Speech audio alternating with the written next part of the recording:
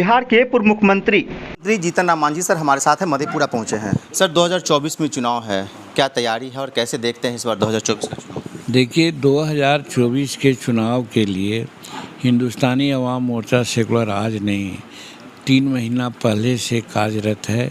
मगध प्रमंडल में पहले गरीब संपर्क यात्रा निकाला, हर प्रखंडों में गया, बहुत लोगों का सहयोग और सहानुभूति मिली। दूसरा चरण में हम लोग गए मुंगेर में भी बहुत काफ़ी बहुमत से हम लोगों को लोग साथ दिया। तीसरा चरण अभी चल रहा है पूर्णिया में, परसों रानीगंज में थे, कल हम लोग कस्बा में थे, जलालगढ़ में थे और आज पूर्णिया में हो रहा है और काफ़ी लोगों का झुकाव हमारे ओर हो रहा है। तो इसलिए हम 2024 की तैयारी कर रहे हैं। महागठबंधन से हट करके हम एनडीए के साथ हैं।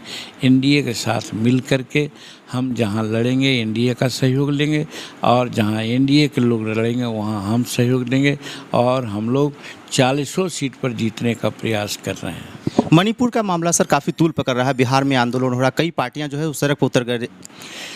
देखिए मणिपुर की घटना को लोग राजनीतिकरण कर रहे हैं। ये दुर्भाग्यपूर्ण घटना है कि किसी बेटी को नग्न घुमाया जाए। ये सब समाज का बात नहीं है। अगर घुमाया गया तो ये बहुत हीनियस क्राइम है और इसको राजनीतिकरण नहीं करना चाहिए। प्रधानमंत्री बोल चुके हैं कि इस पर सीरियस कार्रवाई होगी, वो खुद दुखी हैं। लेकिन सिर्फ मणिपुर की घटना क्यों ले रहे हैं? बंगाल में क्या हुआ आज पेपरों में आया है, आपका बेगूसराय में क्या हुआ वहाँ पेपरों में भी आया है। तो इसके बारे में कोई क्यों नहीं बोलते हैं? वहाँ भी बेटियों के साथ इसी प्रकार की बात हुई है, नग्नता का हद हो गया है। तो मेरा कहने का मतलब दो मानदंड नहीं होना चाहिए।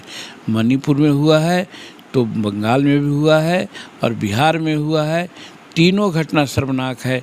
इसके लिए ज्वाइंट वॉइस आउट करना चाहिए, न कि सिर्फ मणिपुर की। इसलिए कि मणिपुर में लोग समझते हैं कि भाजपा की सरकार है, इसलिए राजनीति के तहत वैसा किया है। इसलिए बेटियों की समस्या में राजनीति की बात नहीं होनी चाहिए। बिहार का दौरा कर रहे हैं, शेड्यूल कास्ट को सर कहाँ देखते हैं, जिस तरीके से आए दिन बातें निकलकर सामने आती हैं?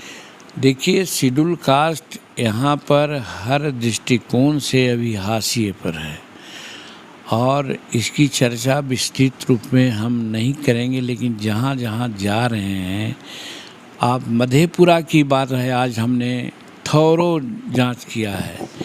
यहाँ पर 23% शेड्यूल कास्ट और शेड्यूल ट्राइब्स की जनसंख्या है। संविधान में कहा गया है कि जिसकी जितनी जनसंख्या भारी मिलेगी उसको उतनी हिस्सेदारी।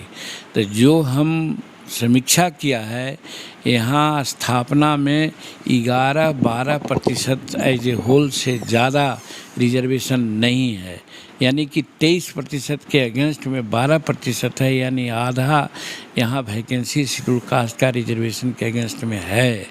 ये है। दूसरी बात, और सब जो विकास का काम है या उस पर अत्याचार की जो घटनाएं घट रही है, उसमें भी हम देख रहे हैं कि साहब उन लोगों को नेगलेक्ट किया गया है। उसको सुधार लाने की आवश्यकता है।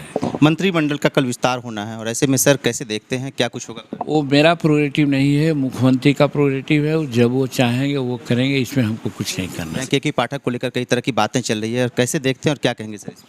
के पाठक के बारे में जो भी बातें हो रही है, मैं समझता हूँ कि के पाठक बहुत कर्मठ व्यक्ति हैं, कर्मठ प्रशासक हैं और उनकी कर्मठता को कोई नकार नहीं सकता है।